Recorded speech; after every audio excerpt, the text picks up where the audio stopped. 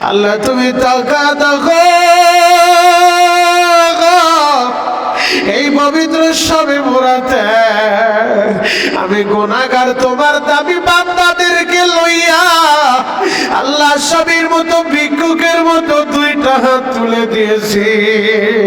আল্লাহ মসজিদের দিকে একটাবার তাকা দেখো, এদের বাড়ি ঘরে আগুন লাগে নাই রে আল্লাহ। এই মুহূর্তে কারো মা বাবা সন্তানও মরে যায় নাই রে আল্লাহ।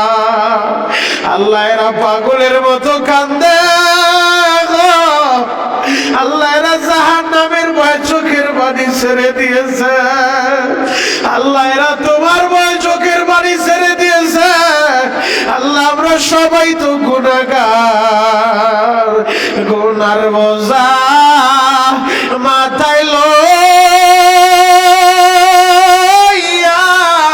কাঁদতেছি।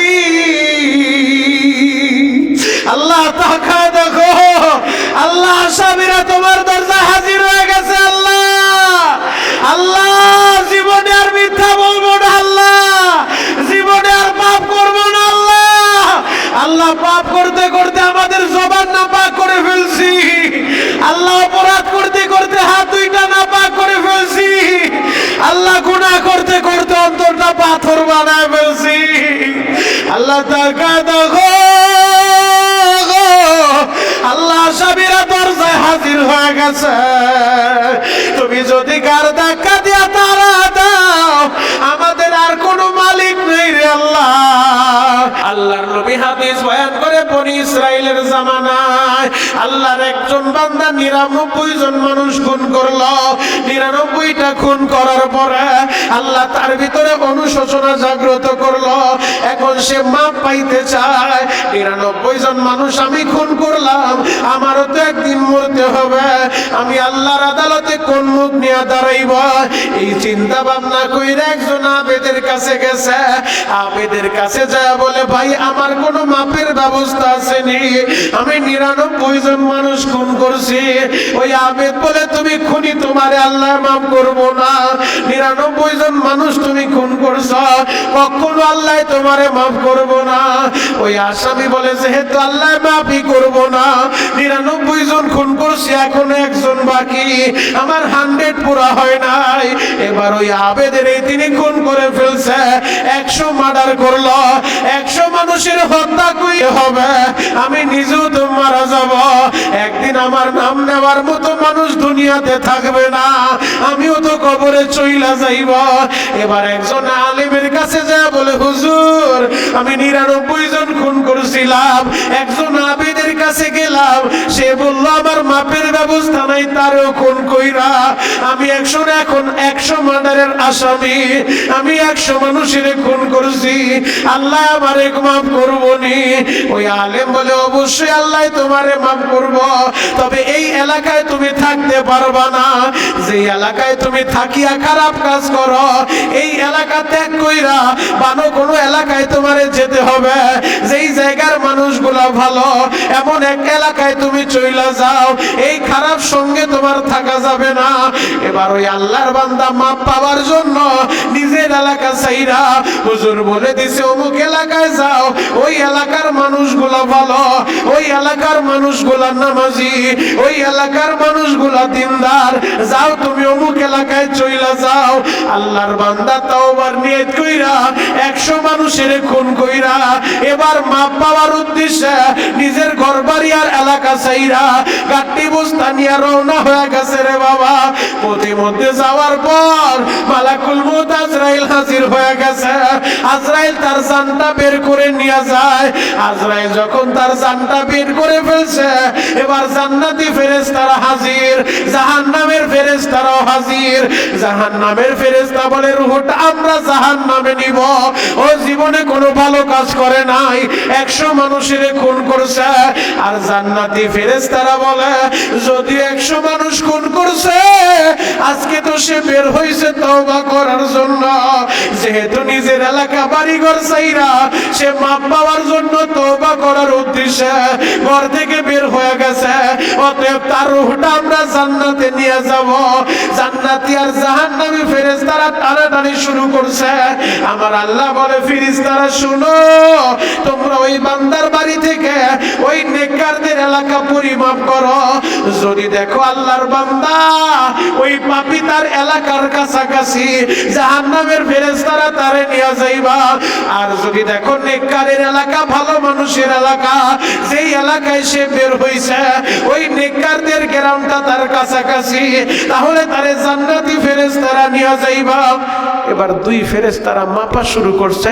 আমার আল্লাহ জমিনটা সংকীর্ণ কইরা ওই বান্দার রূহটা একেবারে নেককারদের এলাকার কাছাকাছি করে দিছে।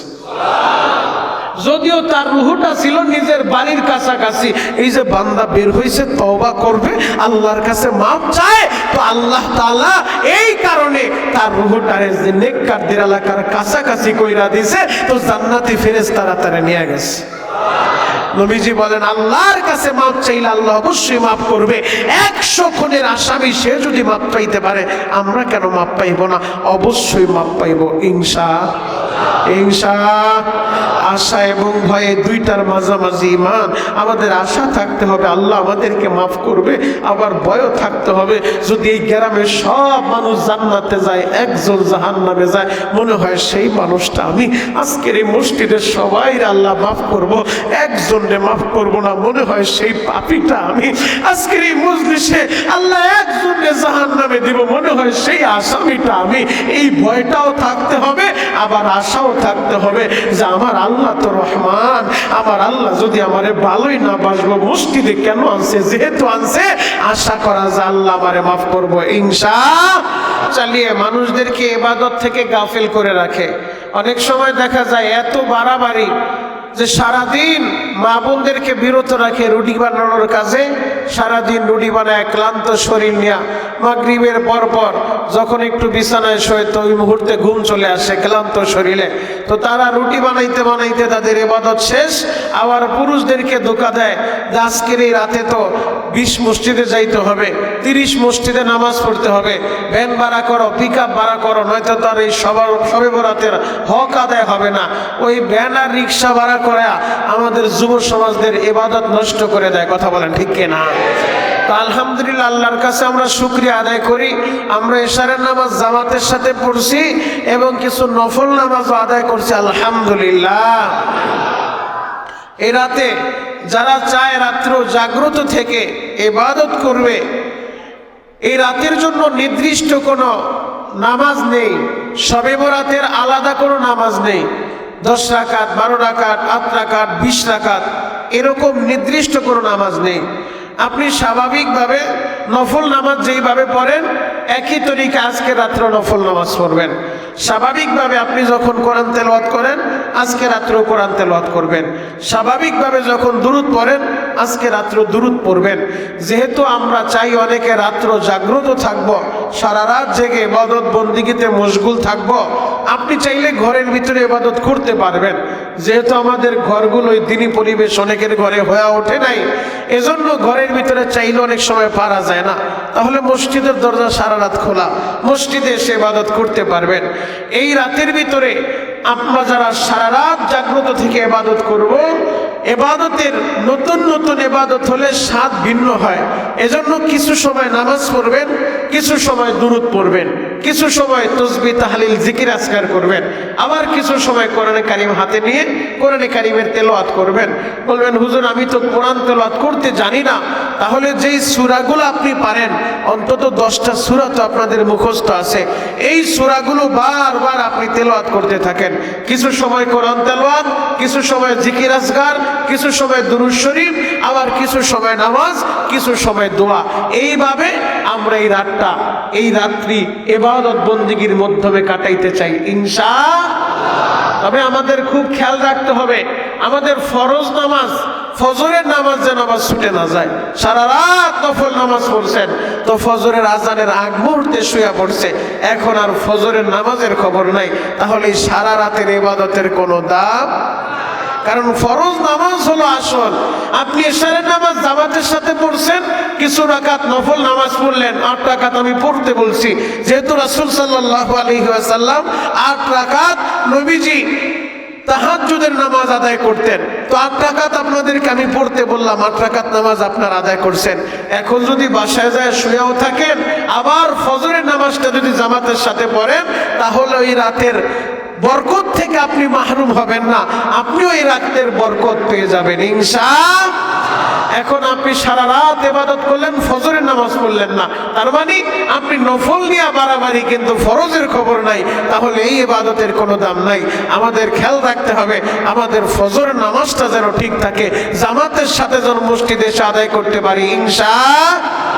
এবং রাত্রি জেগে রাসূল সাল্লাল্লাহু আলাইহি ওয়াসাল্লাম বলেছেন, যারা এই নিসফে শাবানের 14 তারিখ দিবাগত রাত্রে, 15 তারিখ শুরু হয়ে গেছে, 14 তারিখ দিবাগত রাত্রে, শাবানের মধ্যরাতে যারা ইবাদত করবে, দিনের বেলা সিয়াম পালন করবে, রোজা রাখবে, আল্লাহ তাআলা তাদের জিন্দেগির গুনাহ মাফ করে দেবে।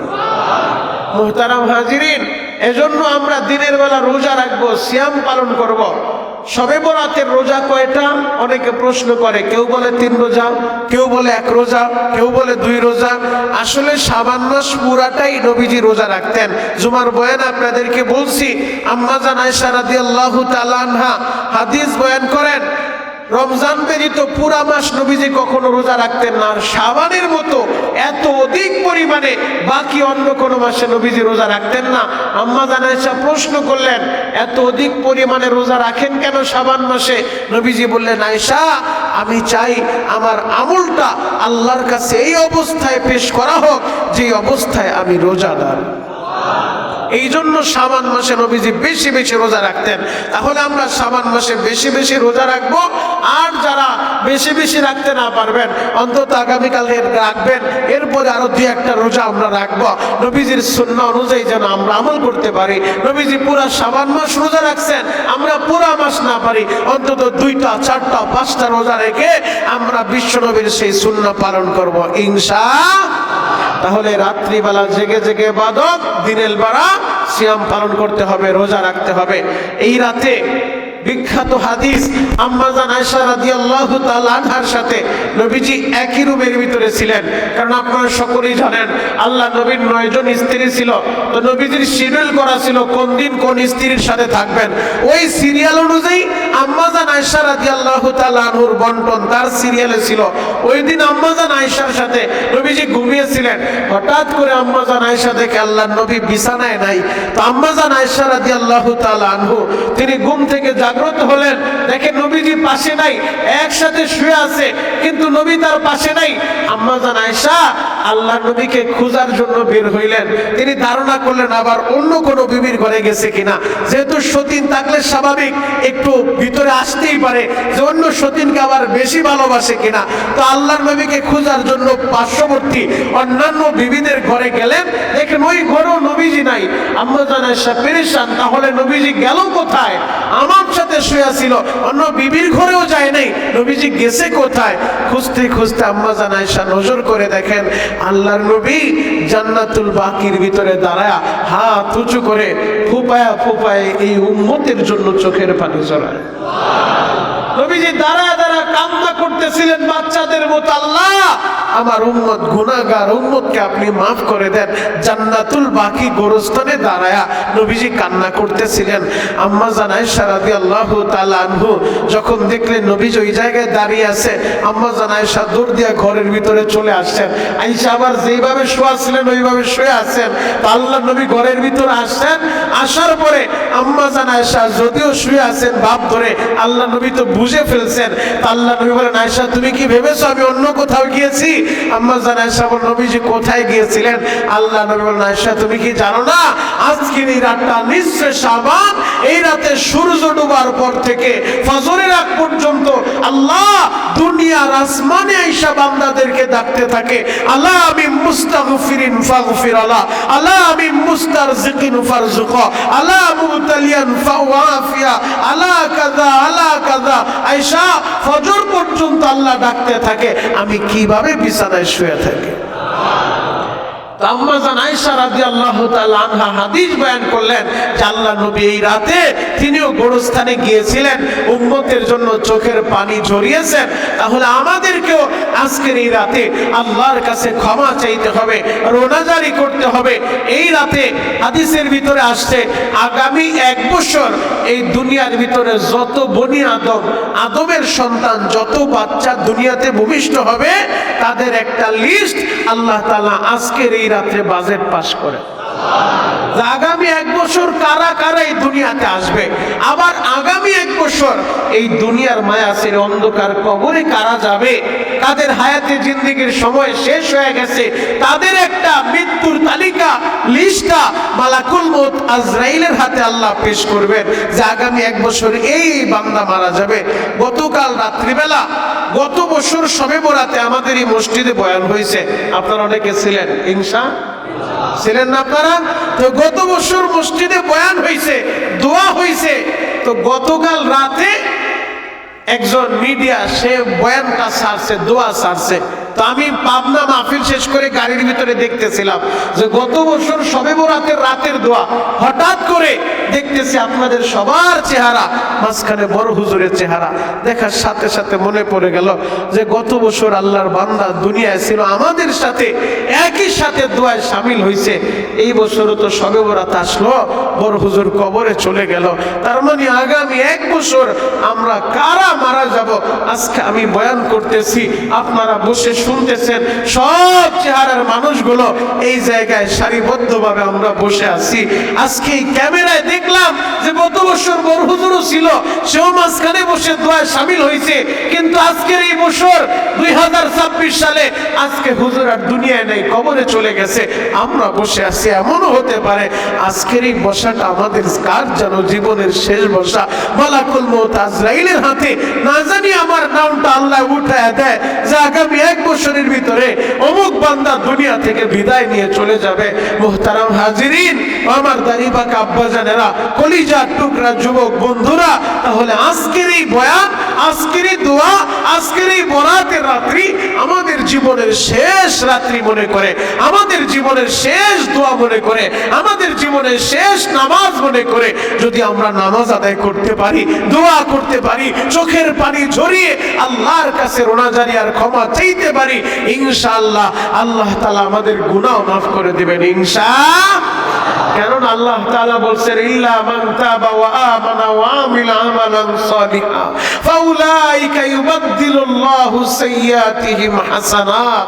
আল্লাহ বলে নিশ্চয়ই যারা তাওবার মতো তাওবা করবে, তাওবার মতো তাওবা করবে এবং নেক আমল করবে, আমলে সালেহ নেক আমল করবে, আল্লাহ তাআলা তাদের তাওবা কবুল করে তাদেরকে শুধু মাফ করবে না, আল্লাহ বলে ফাউলাইকা ইউবাদদিলুল্লাহু সাইয়্যাতিহিম হাসানাত।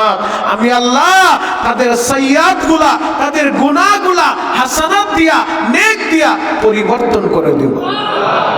আমাদের প্রত্যেকের অ্যাকাউন্টে গুনাহ আছে, আমরা সবাই গুনাহগার, আমরা সবাই পাপী।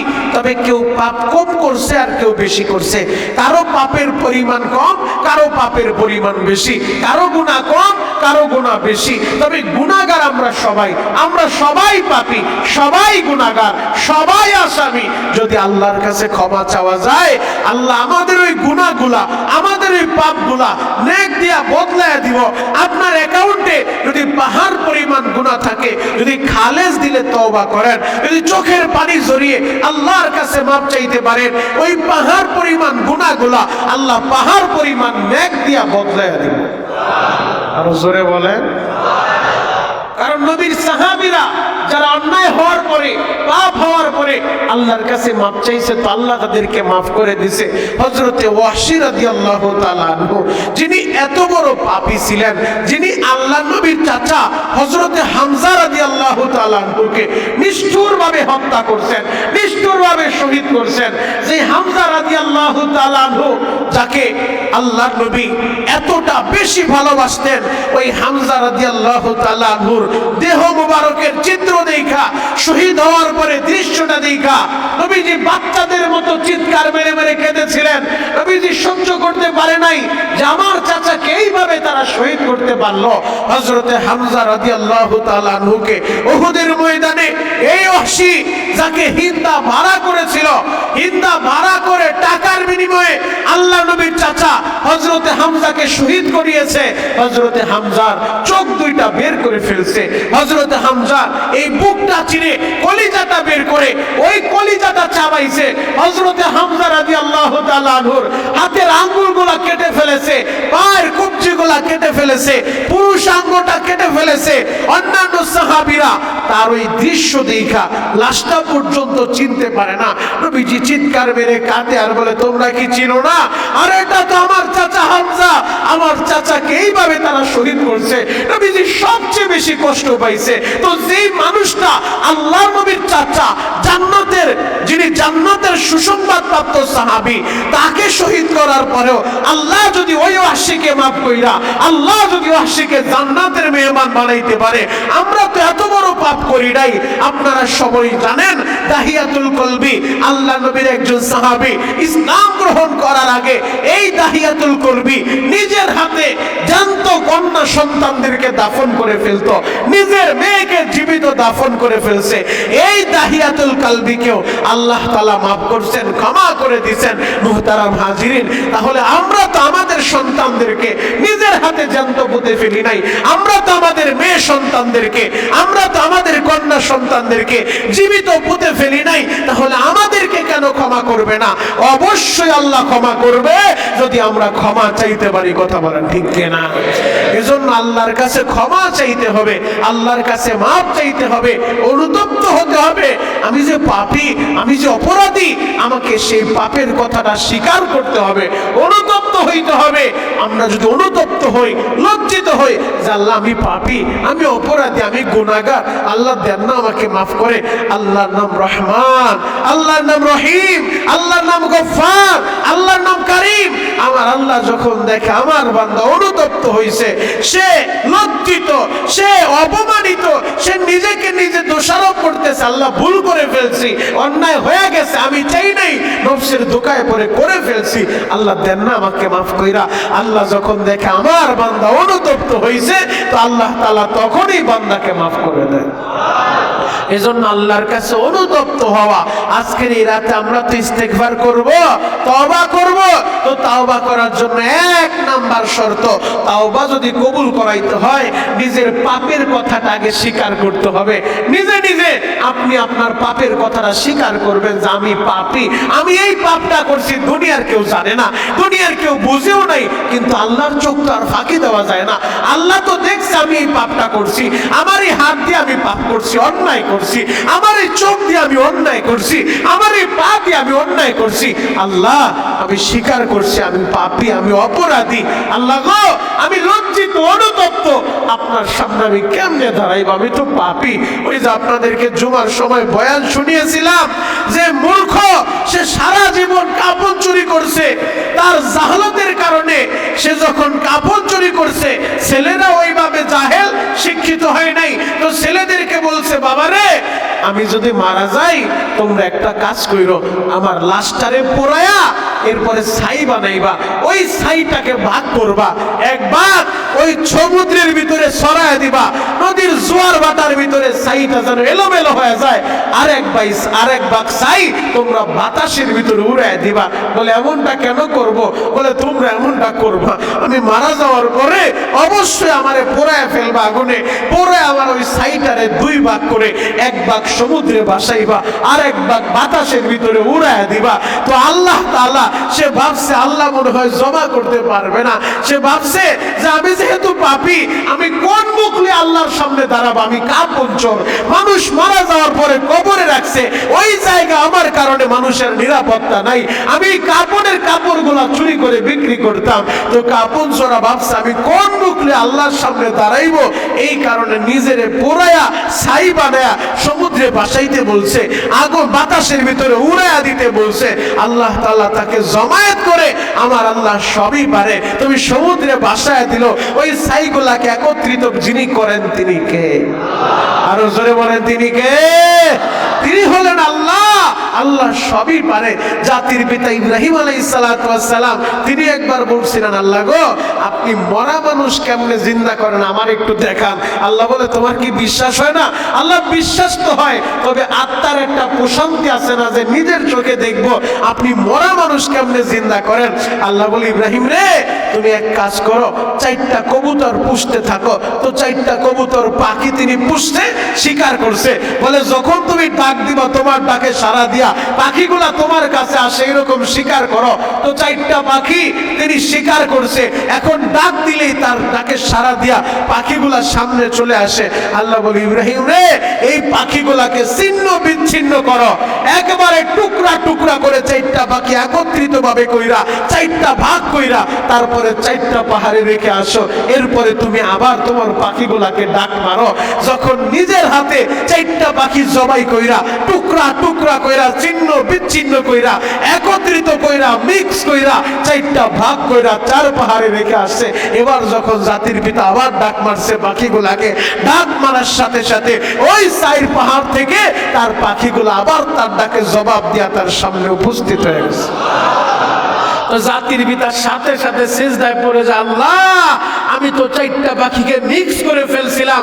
4টা পাখির কারো পা এই পাহাড়ে, কারো মাথা আরেক পাহাড়ে, কারো পাখনা আরেক পাহাড়ে মিক্স করে ফেলছিলাম। তো ডাক দেওয়ার সাথে সাথে আবার আপনি জীবিত কইরা আমার ডাকে সারা দয়া উপস্থিত করে দিলেন। দেখার সাথে সাথে সিজদায় পড়ে গেছে। ওই আল্লাহ যদি কেউ আগুনে পোড়ায়া ছাই বানায়া ছাইগুলা সমুদ্রে ভাসায় দেয়, ওই ছাইগুলাকে যিনি জমায়েত করতে পারবেন তিনি কে? আল্লাহ বলে ও পাপী তুমি তোমারে পোড়ায়া এরপরে ছাই বানায়া নদীতে ভাসাইতে বলছো কেন? বলে আল্লাহ আমি এই কারণে করছি। আল্লাহ তুমি তো জানো আমি কত বড় পাপী, আমি অনুতপ্ত, আমি লজ্জিত যে আমি কাপন চোরা, আমি আমার পাপের কারণে লজ্জিত হয়ে আছে কোন মুখ লইয়া আমি আমার আল্লাহর সামনে দাঁড়াইব। এই কারণে আল্লাহ আমি আমার নিজের পোড়ায়া আমি পানিতে ভাসায় দিতে বলছি, আর বাতাসে উড়ায়া দিতে বলছি, যেন আপনার সামনে আমার দাঁড়াইতে না হয়। আল্লাহ আমি তো লজ্জিত। আল্লাহ বলে যেহেতু তোমার দিলের ভিতরে আমার ভয় ছিল, আমি আল্লাহকে ভয় পাইছো, আমি আল্লাহকে ভয় পাইয়া যদিও এটা জাহালত, তুমি জাহালতির কারণে এই কাজটা করছো, যাও আমারে যে ভয় পাইছো তাকো আল্লাহ তোমার ভিতরে আমি আল্লাহর ভয় ছিল, আমি আল্লাহ তোমারে মাফ করে দিল। তাহলে আল্লাহর ভয়টা আমাদের ভিতরে জরুরি। আজকের এই রাতে যদি ক্ষমা পাইতে চান, 1 নাম্বার নিজে অনুতপ্ত হইতে হবে, লজ্জিত হইতে হবে। পাপের কথাটা স্মরণ করে যে আল্লাহ আমি লজ্জিত, আমি অপমানিত। আল্লাহ হাসরের ময়দানে মানুষের সামনে আপনি আমারে পাপী বইলা ডাক দিয়েন না, আপনি আমারে অপরাধী বইলা ডাক দিয়েন না। আল্লাহ গো আজকের এই রাতে কত মানুষের আপনি মাফ করবেন, আমারও আপনি মাফ করে দেন। নবীজি বলেন আয়েশা রে আজকের এই রাতে বনু কালব গোত্রের যেই পরিমাণ ছাগল আছে, ওই ছাগলের যেই পরিমাণ পশম তার চেয়েও বেশি মানুষের আল্লাহ মাফ করে দিবেন।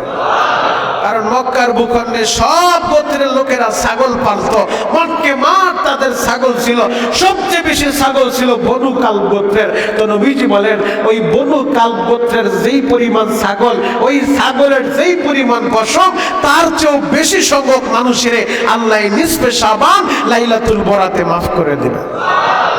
তাহলে অগণিত অসংখ্য জাহান্নামের আসামির আল্লাহ মাফ করবে।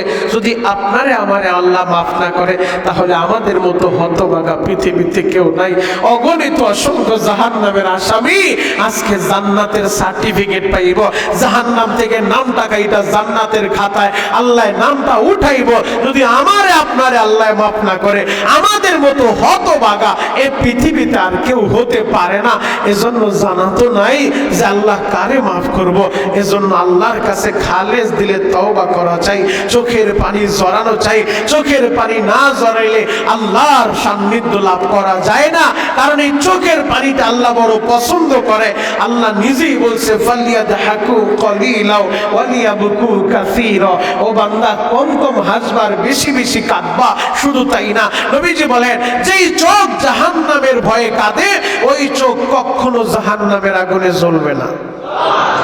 যেই চোখ দিয়া জাহান্নামের আগুনের ভয়ে অশ্রু বের হয় ওই চোখ কখনো জাহান্নামের আগুন ওই চোখ কি স্পর্শ করতে পারবে না। একটা গাভীর ওলান থেকে দুধ দহন করলে ওই দুধটা যেমনি ভাবে আবার ওলানের ভিতরে ঢুকানোটা অসম্ভব হয়ে যায়। যেই চোখ জাহান্নামের ভয়ে ক্রন্দন করে, জাহান্নামের ভয়ে পানি ঝরায়, ওই চোখও জাহান্নামে দেওয়াটা অসম্ভব হয়ে যায়। আল্লাহু আকবার। এই জন্য জাহান্নামের ভয় আমাদের এই চোখের পানি ঝরাইতে হবে, চোখের পানি ঝরা আল্লাহর কাছে মাফ চাইতে হবে। দুনিয়ার আগুন আমাদের শরীরে লাগলে আমাদের শরীরটা পুড়ে যায়।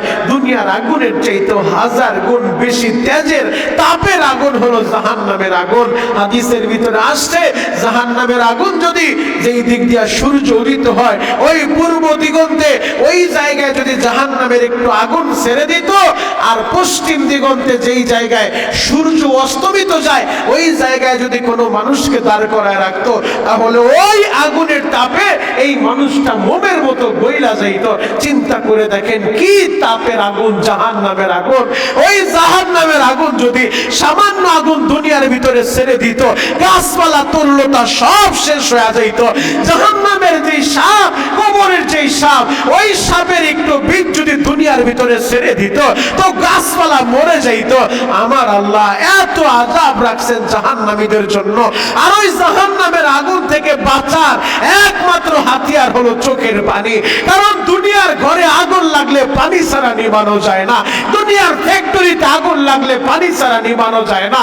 ওই যে আগুন নিভানোর জন্য ফায়ার সার্ভিস আহে 10টা 12টা ইউনিট কাজ করতে থাকে, এরপরও এই দুনিয়ার সামান্য আগুন অনেক সময় নিয়ন্ত্রণ করতে পারে না। আপনার আমার গুনার কারণে যে জাহান্নামের আগুন দাউ দাউ করে জ্বলে, ওই আগুনটাও যদি নিভাইতে চান ফায়ার সার্ভিসে কাজ হবে না, 100 ইউনিট কাজ করলেও কাজ হবে না, পদ্মা মেঘনা যমুনার পানিতে কাজ হবে না। চোখের পানি লাগবে, চোখের পানি, চোখের পানি, চোখের পানি ছড়া। বান্দা যখন আল্লাহকে আল্লাহ বইলা ডাক দেয়, জাহান্নামের ভয়ে এই চোখ দিয়া পানি বের হইতে দেরি, এই পানিগুলা আল্লাহ কুদরতি রুমাল দিয়া সংরক্ষণ করে রাখেন। আল্লাহু আকবার।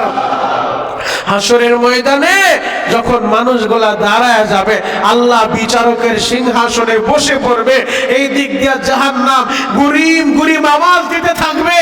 জাহান্নাম এমন ভাবে আওয়াজ দিবে, পেটে ক্ষুধা নিয়া মনে হয় যেন পুরো হাসরটাকে ঘিরে ফেলবে, সমস্ত মানুষগুলাকে পেটে নিয়ে ফেলবে। এই অবস্থায় গুরিম গুরিম আওয়াজ দিয়ে আসতে থাকবে। হাসরবাসীর এই দৃশ্য দেখা থর থর করে কাঁপতে থাকবে, মানুষগুলা পেরেশান হয়ে যাবে।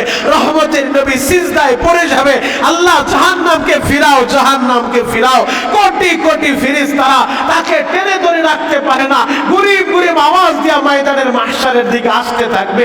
আল্লাহ বলবে, হাবিব আমার আপনি মাথা উঁচু করেন, এই নেন পানি, আপনি জাহান্নামের গায়ে ছিটায় দেন।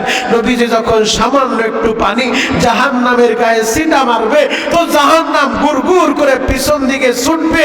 আল্লাহ নবী বলবে, মালিক এখন আবে হায়াতের পানি দিলা, কোন জমজমের পানি দিলা, যেই পানির ছিটা লাগার সাথে সাথে কোটি কোটি ফেরেশতা যারে ধরে রাখতে পারে না, সামান্য পানির ছিটায় পিছনে চলে যায়। আল্লাহ বলবে, হাবিব আমার এটা আবে হায়াত আর জমজমের পানি না, এই পানি আপনার গুনাহগার উম্মতের চোখের পানি, চোখের পানি। আপনার গুনাহগার উম্মত এই জাহান্নামের ভয়ে চোখের গরম পানি ছেড়ে দিয়েছে, আমি আল্লাহ কুদরতি রুমাল দিয়া ওই পানিগুলা সংরক্ষণ করে রেখেছি। আল্লাহু আকবার। তাহলে চোখের পানি জড়াইতে হবে আল্লাহর কাছে। যদি আমরা আমাদের গুনাহ মাফ করাইতে চাই, খালেস দিলে তওবা করতে হবে, চোখের পানি জড়াইতে হবে, রমজানের জন্য পূর্ণ প্রস্তুতি গ্রহণ করতে হবে। আল্লাহ আপনি আমাদের সবাইকে মাফ করে দেন, চিৎকার মেরে বলেন আমিন। হে যুবক ভাইরা, হাজী সাহেব বাবা দিরা ডানে বামে নজর নাই, এক নজরে তাকায় থাকেন গো বাবা। আমার আল্লাহর কাছে যদি কোনো বান্দা তওবা করে, আমার আল্লাহ তার তওবাটা কবুল করে নাই।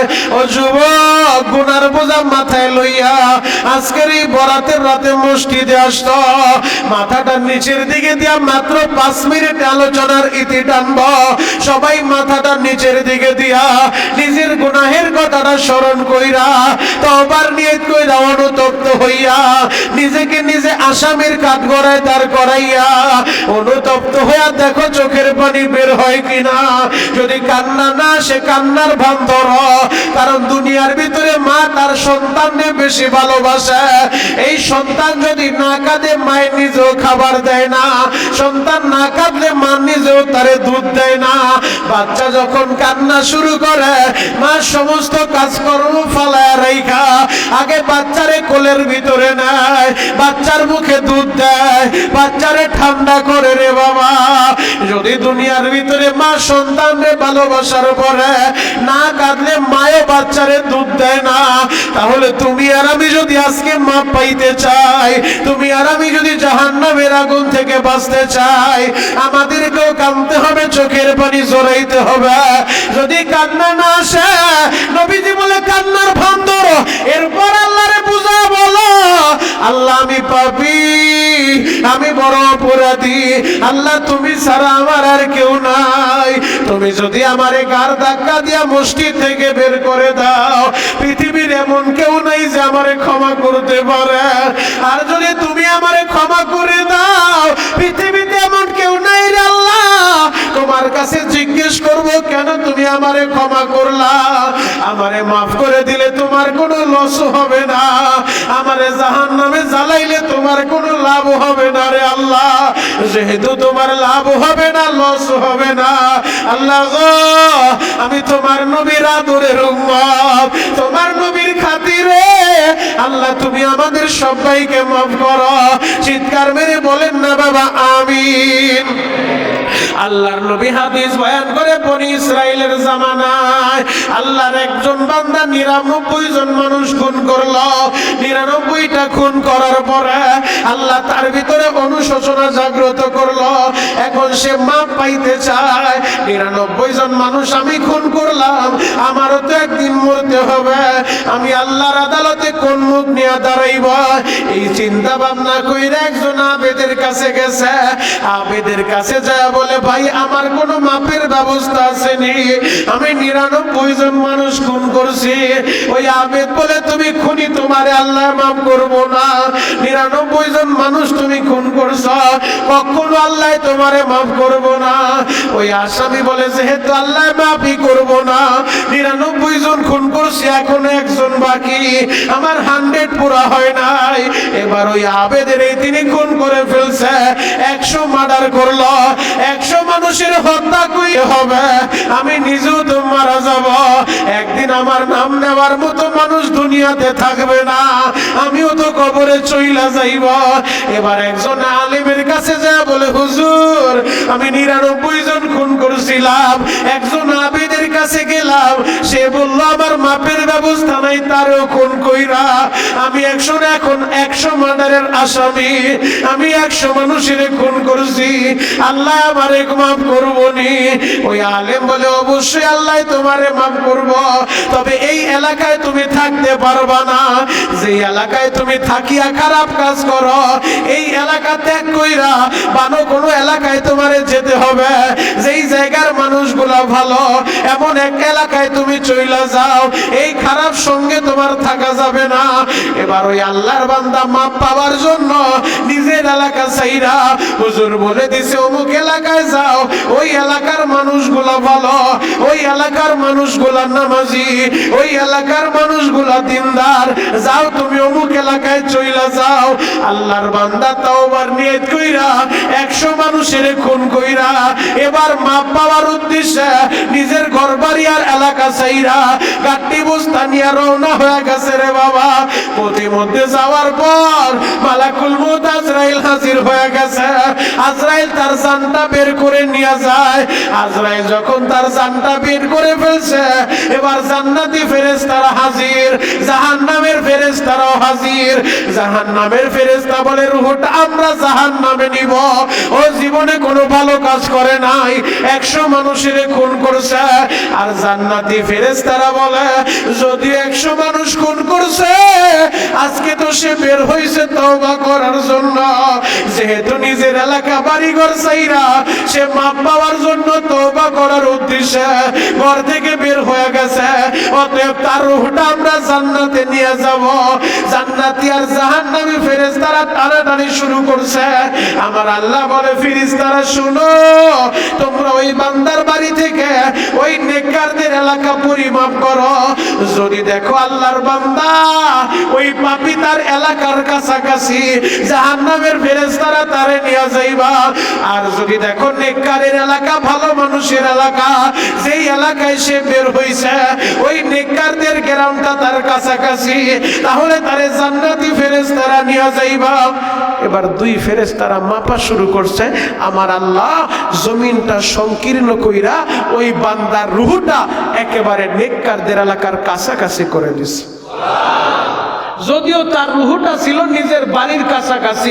এই যে বান্দা বের হইছে, তওবা করবে, আল্লাহর কাছে মাপ চায়, তো আল্লাহ তাআলা এই কারণে তার রূহটারে যে নেককারদের এলাকার কাছাকাছি কইরা দিছে, তো জান্নাতি ফেরেশতারা তারে নিয়ে গেছে।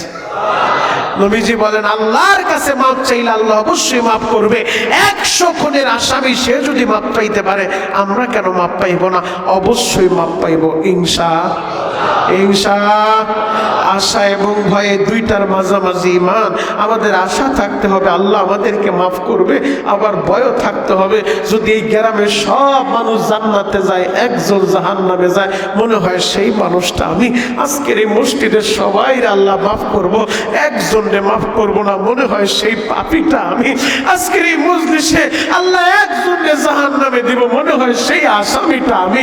এই ভয়টাও থাকতে হবে, আবার আশাও থাকতে হবে যে আমার আল্লাহ তো রহমান, আমার আল্লাহ যদি আমারে ভালোই না বাসবো, মসজিদে কেন আনছে? যেহেতু আনছে, আশা করা যায় আল্লাহ আমারে মাফ করবো ইনশাআল্লাহ।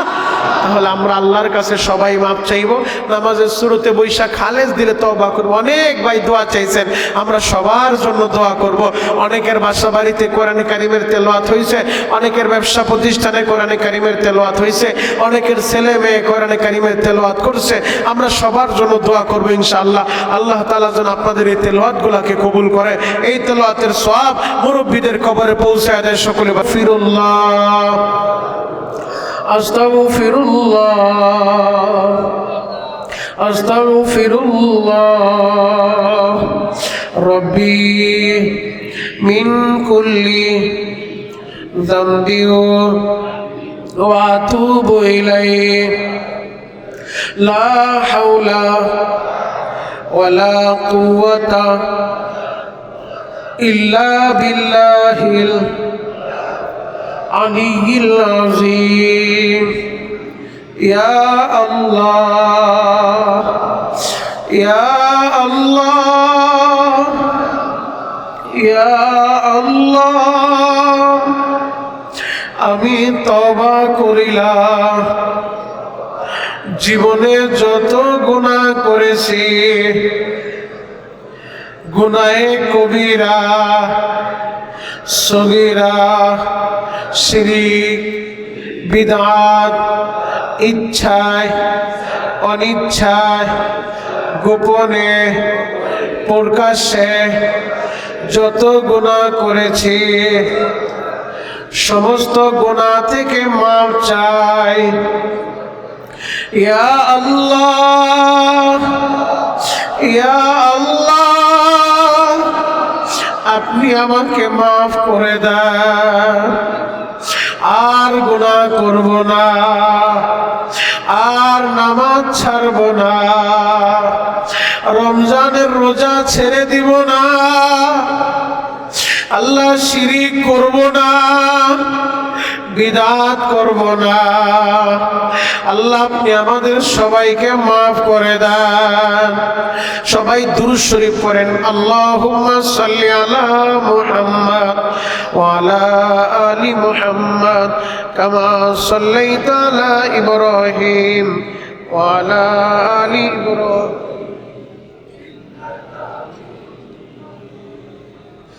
اللهم صل على محمد كما صليت على إبراهيم وعلى آل إبراهيم إنك حميد مجيد اللهم آمين. ربنا ظلمنا أنفسنا রব্বানা যালামনা আনফুসানা ওয়া ইল্লাম তাগফির লানা ওয়া তারহামনা লানাকুনান্না মিনাল খাসিরিন রব্বানা ইয়া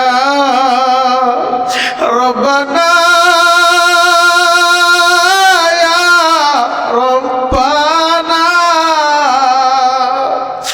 মাফ করে দেন জীবনেরি সব গুনাহ রব্বানা ইয়া রব্বানা ইয়া রব্বানা মাফ করে দেন জীবনেরি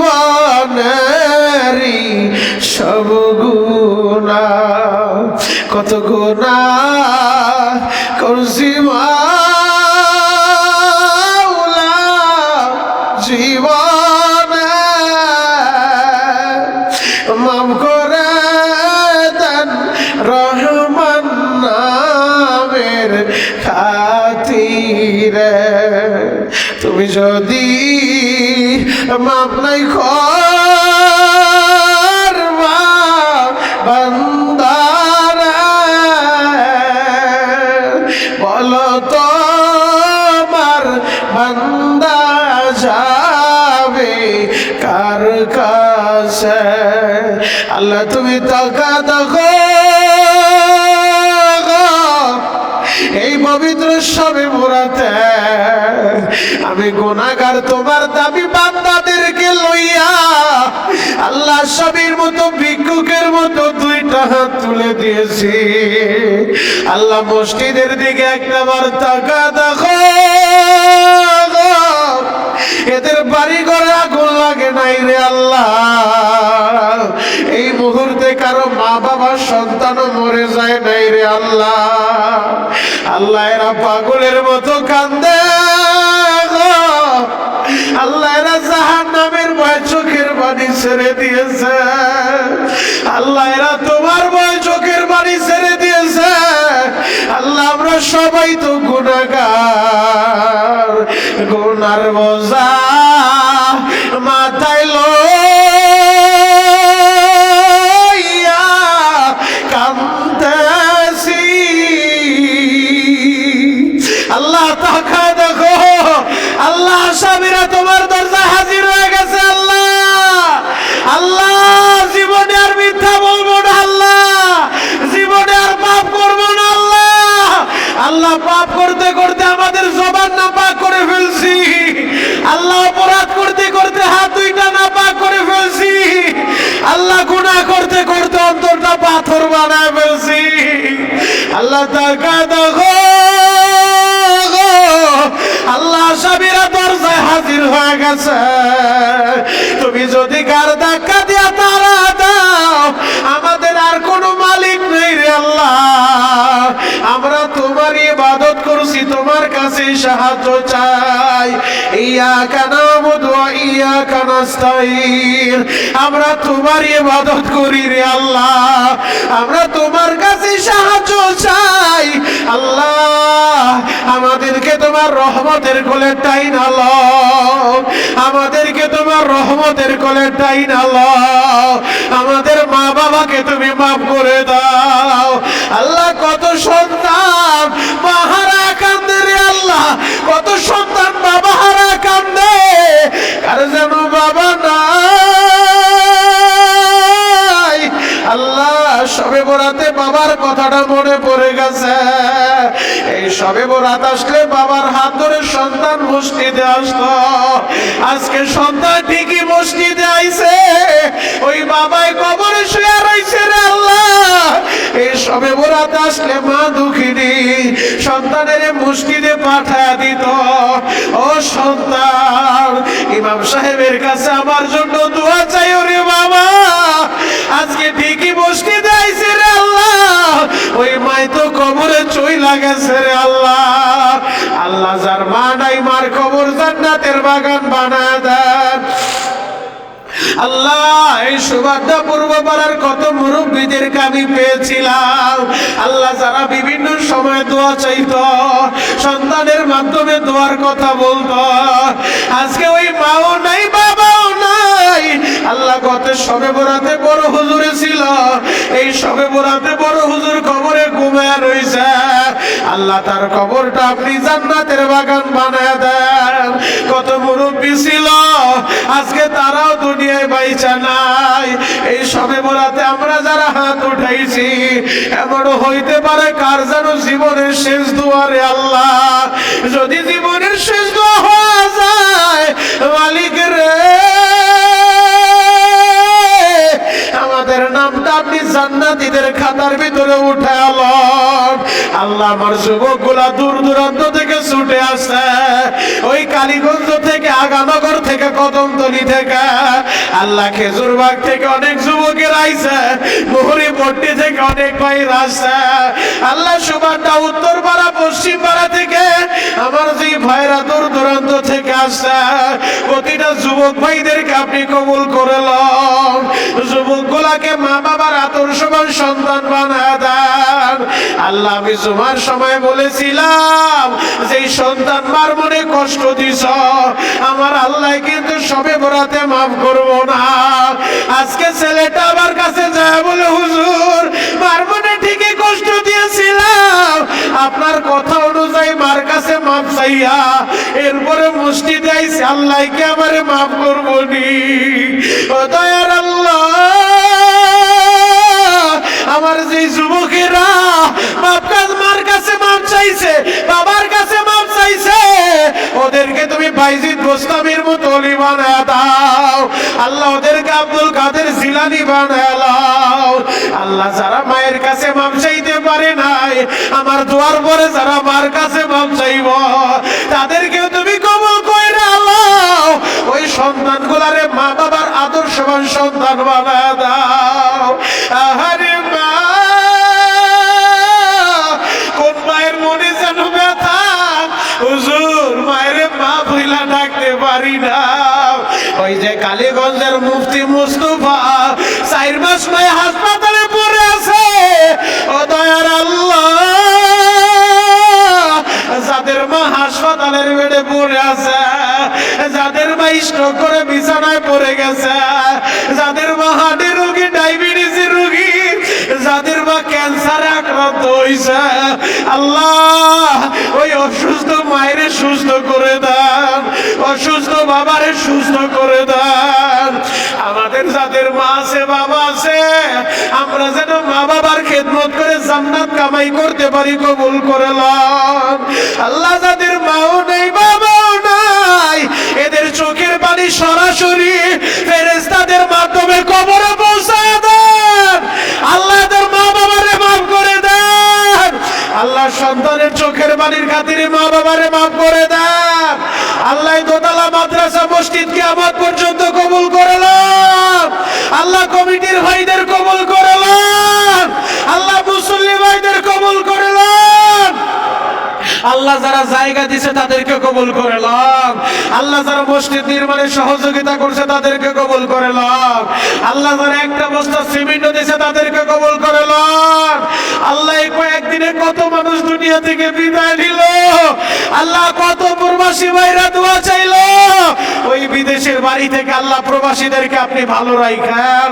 আল্লাহ। প্রবাসীদের মা বাবাদেরকে মাফ করে দেন, প্রবাসীদের মনের আশা পুরা করে দেন আল্লাহ। বিবারিয়ার জুনাইদ ভাই দোয়া চাইছে, আল্লাহ তার মা বাবাকে মাফ করে দেন রব্বুল আলামিন। আমরা তো চাইতে জানি না রে আল্লাহ, তুমি তো জানো আমাদের কি দরকার, আমাদের যা কিছু দরকার গাইবি খাজানা থেকে পুরা করে দাও আল্লাহ। আমাদের সন্তানগুলাকে আলেম আলেমা বানায় দাও, মা বাবার চক্ষু শীতলকারী বানায় দাও আল্লাহ।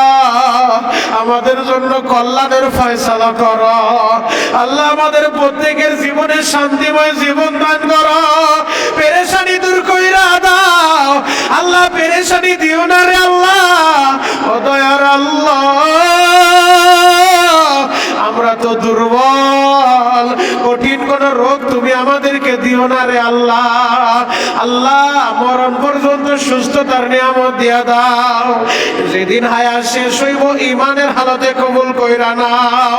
আল্লাহ আমাদেরকে রমজান পর্যন্ত পৌঁছায়া দাও, শাবানে বরকত দিয়া দাও, রমজানের বরকত নসিব কইরা দাও। আল্লাহ লাইলাতুল বরাতের বরকত নসিব কইরা দাও। আল্লাহ পেরেশানি মুক্ত রিজিক দিয়া দাও, সম্মানের রিজিক দান করো। কোনদিন মানুষের দরজায় হাত পাতায়ও না রে আল্লাহ, মানুষের সামনে অপমানিত কইরো না রে আল্লাহ, মানুষের সামনে লজ্জিত কইরো না আল্লাহ। যদি আমরা গুনাহগার, আসরের ময়দানে তুমি যদি গুনাহগার মহিলা ডাক দাও রে আল্লাহ, আমরা তো ধরা পড়ে যাব, আমরা লজ্জিত হয়ে যাব। আসরের ময়দানে গুনাহগার মহিলা ডাক দিও না আল্লাহ, গুনাহগুলা নেক দিয়া বদলায়া দাও। আল্লাহ কত যুবক নিয়ত করছেন নেশা করব না, জীবনে নামাজ ছাড়বো না। আল্লাহ এই যুবকগুলারে দিনের জন্য কবুল করে লও। গতকাল রাত্রে একটা যুবক টেলিফোন কইরা দোয়া চাইল, ইন্ডিয়া থেকে বলে হুজুর আপনার বয়ান শুই না মুখে দাড়ি উঠাইছি, আপনার বয়ান শুই না নামাজ ধরছি। আল্লাহকে কালীগঞ্জের কেরানীগঞ্জের কত যুবকেরা নেশা ছাড়ছে, নামাজ ধরছে। আল্লাহ ওদেরকে হযরত ওমরের মতো কবুল করে লও, ওদেরকে ওমরের মতো কবুল করে লও। আল্লাহর আলেম হিসেবে ভালোবাসে, তুমি এদেরকে ভালোবাসো রে আল্লাহ, তুমি এদেরকে কবুল কইরা লও রে আল্লাহ। মক্কা মদিনার মেহমান হিসেবে কবুল করে নাও, মক্কা মদিনা না দেখে কবরের নিও না। মনে বড় আশা জীবনে একবার নবীর রওজার সামনে দাঁড়ায় নবীজিরে সালাম দিব, আসসালাতু ওয়াসসালামু আলাইকা ইয়া রাসূলুল্লাহ, আসসালাতু ওয়াসসালামু আলাইকা ইয়া হাবিবাল্লাহ, আসসালাতু ওয়াসসালামু আলাইকা ইয়া শাফিয়াল মুজনাবিন, আসসালাতু ওয়াসসালামু আলাইকা ইয়া রাহমাতুল লিল আলামিন। আল্লাহ যারা মদিনায় যাইতে পারে নাই, একবার হইল মদিনায় যাওয়ার সুযোগ করে দেন আল্লাহ, একবার হইল হজ্জে মাবরুর নসিব করে দেন আল্লাহ। খাস করে আক্তার ভাই, আলী ভাই তাদের মা বাবার জন্য দোয়া চাইছে আল্লাহ। আলী ভাইয়ের শ্বশুর মারা গেছে আল্লাহ, আক্তার ভাইয়ের শ্বশুর মারা গেছে, তাদের মা বাবা শ্বশুর শাশুড়ি যারা মারা গেছে কবর জান্নাতের বাগান বানায় দেন আল্লাহ। রুহুল ভাইয়ের মা বাবা ভাই বোন যারা মারা গেছে কবরগুলা জান্নাতের বাগান বানায় দেন আল্লাহ। অ্যাডভোকেট আসাদ ভাইয়ের মা দুঃখিনী, প্রতি জুমায় দোয়া চাইতো রে আল্লাহ। আল্লাহ যখনই কোনো আলোচনার কথা শুনতো তখনই বলতো হুজুরকে বলবি দোয়া করার জন্য। আল্লাহ আসাদ ভাইয়ের মায়ের কবরটা জান্নাতের বাগান বানায় দাও আল্লাহ। শাহিন ভাইয়ের বাবার কবর জান্নাতের বাগান বানায় দাও। মুফতি পরিবারে যারা মারা গেছে রে আল্লাহ, তাদের কবরগুলো জান্নাতের বাগান বানায় দাও আল্লাহ। মিজু ভাইয়ের মা বাবা যারা মারা গেছে কবর জান্নাতের বাগান বানাও আল্লাহ। খাস করে শাহিন ভাইয়ের মা বাবা আত্মীয় স্বজন যারা মারা গেছে মাফ করে দাও আল্লাহ। মিশর ভাইয়ের বাবার কবর জান্নাতের বাগান বানায় দাও আল্লাহ। মীর ভাইয়ের মা বাবাকে মাফ কইরা দাও রব্বুল আলামিন। খোকন ভাইয়ের মা দুঃখিনী কিছুদিন আগে মারা গেছে আল্লাহ। খোকন ভাইয়ের মায়ের কবরটাও জান্নাতের বাগান বানায় দাও আল্লাহ। তোমার কত বান্দারা দোয়া চাইছে আল্লাহ, আমি সকলের নামও জানি না রে আল্লাহ। যে যেই নিয়ে দোয়া চাইছে প্রত্যেকের দিলের নেক মাকাসাত পুরা করে দাও। বাসা বাড়ি থেকে আমার মা বোনরা দোয়া চাইছে আল্লাহ, যেই বাসা থেকে আমার খাবারের ইন্তজাম করা আল্লাহ। খাস করে অপু ভাইয়ের বাবা দুনিয়া নাই আল্লাহ, অপু ভাইয়ের বাবার কবর জান্নাতের বাগান বানায় দাও আল্লাহ। খাস করে হোসেন মোল্লার মা আল্লাহ, তার নানা নানির জন্য দোয়া চাইল আল্লাহ। মোল্লার নানা নানির কবর জান্নাতের বাগান বানায় দাও। অনেক মা বোনরা সন্তানের মাধ্যমে হাদিয়া পাঠাইছে আল্লাহ, ওই মা বোনদেরকে কবুল করে লও। আমার মা বোনেরা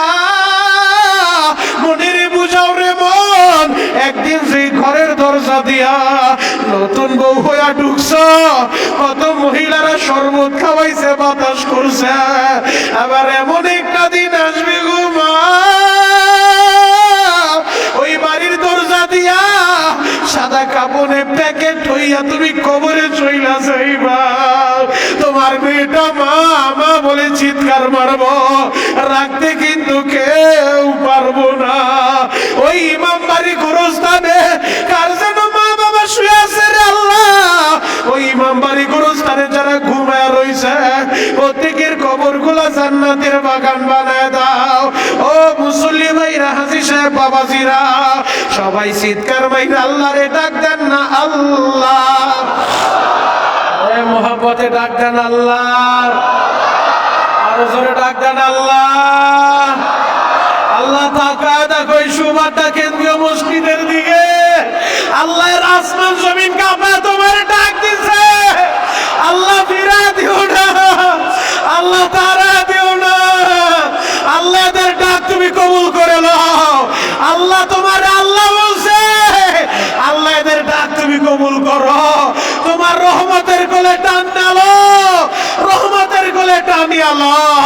আল্লাহ অনেকের ব্যবসা ভালো না, ব্যবসায় বরকত দিয়া দাও, অনেকে ঋণগ্রস্ত ঋণ পরিশোধের ব্যবস্থা করে দাও, অনেক অসুস্থ সুস্থ করে দাও, অনেকের মাথায় সমস্যা, হাঁটুতে সমস্যা, সমস্যার সমাধান করে দাও। আল্লাহ অনেকের পেটের সমস্যা, আল্লাহ যেন রমজানে রোজা রাখতে পারে, সুস্থ করে দাও। আল্লাহ যেন তারাবি পড়তে পারে, সুস্থ করে দাও। অনেকে হজে যাওয়ার নিয়ত করছে, কবুল করে নাও। আল্লাহ অনেকে নিয়েই আছে, মালিক গায়বী খাজানা থেকে ব্যবস্থা করে দাও। আল্লাহ খাস করে আমার উমরার টিকিট তোমার যে বান্দা করে দিছে, আল্লাহ তারে তুমি 1000 কোটি টাকার মালিক বানায় দাও। আল্লাহ তার সন্তানগুলারে তুমি কবুল করে নাও। আল্লাহ যে যেভাবে সহযোগিতা করছে এদের সবাইকে তুমি কবুল করে নাও। ও যুবক ভাইরা, আমার আল্লাহর কাছে চাইতে থাকেন, যার যা কিছু দরকার আল্লাহর কাছে বলতে থাকেন। আজকের এই রজনী আগামী 1 বছরের বরকতের রজনী, বাজেট পাস করার রজনী, আল্লাহর কাছে বাজেট পাস করালেন। আমার আল্লাহর কাছে চাইতে থাকেন, আপনার মনের হালত বলতে থাকেন। আল্লাহ আপনাদের মাফ করে দাও, আমার স্ত্রী আল্লাহ ربي هب لي من الصالحين ربي هب لي من الصالحين ربي هب لي من الصالحين ربي هب لي من الصالحين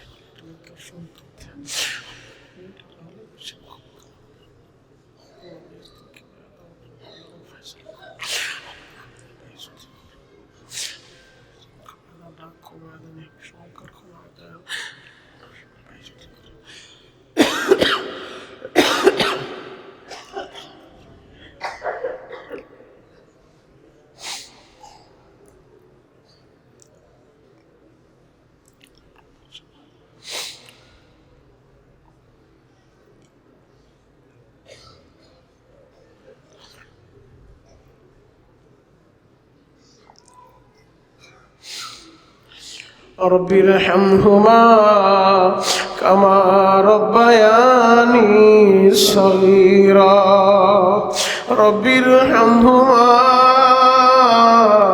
كما ربياني صغيرا اللهم أجرنا من النار اللهم أجرنا من النار اللهم نور قلوبنا بالقرآن وزين أخلاقنا بالقرآن ونجنا من النار بالقرآن وادخلنا في الجنة بالقرآن اللهم نور قلوبنا بنور الإيمان اللهم نور قلوبنا بنور المعرفة আল্লাহ যা কিছু চাইলাম আপনি আমাদেরকে দান করেন, যা কিছু চাইতে পারি না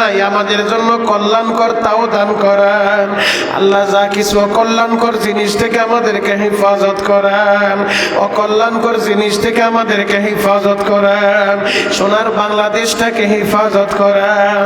আল্লাহ আগামী নির্বাচনে মারামারি কাটাকাটি হানাহানি খুনাখুনি রক্তপাত থেকে আমার সোনার বাংলাদেশকে হেফাজত করেন। আল্লাহ আল্লাহ আমার সোনার বাংলাদেশটাকে হেফাজত করেন রব্বুল আলামিন।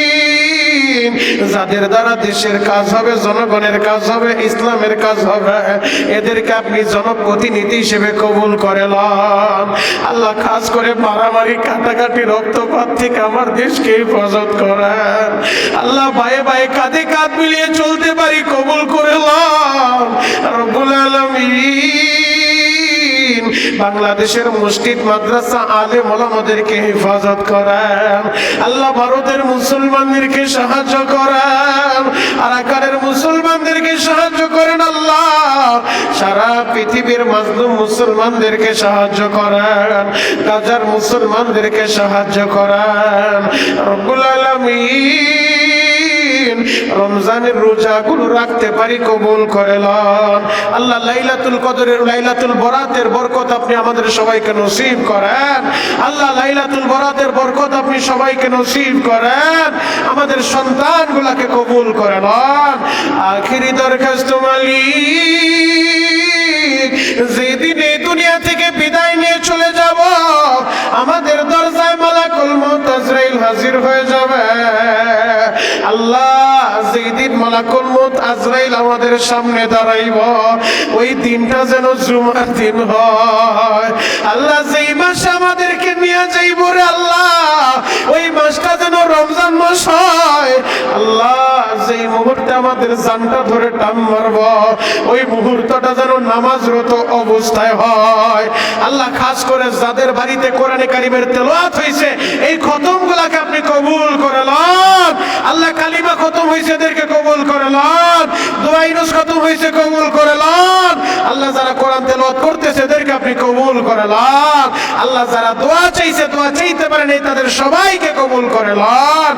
আখিরি দরখাস্ত মালিক, মালাকুল মউত যখন আমাদের জানটা নিয়ে চলে যাইব ওই মুহূর্তে আমাদের সকলের জবানে আপনি জারি করে দিবেন লা ইলাহা